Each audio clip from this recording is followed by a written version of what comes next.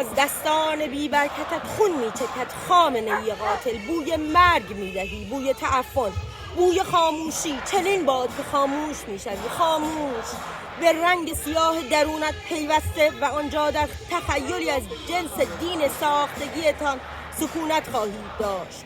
آن روز را میبینم که قربانیان تعصبات پوشالی تو و امثال تو هزاران جنایتکار بر قلب از جنس نفرت و تباهیت هر ثانیه خنجر میکوبند. آری، نمیماند نه ذره‌ای از تو، نه از توهم این جاودانگیت. ای دانه مسموم، این شعر را از بهر این میگویم تا بشنود الهه مرگ تو.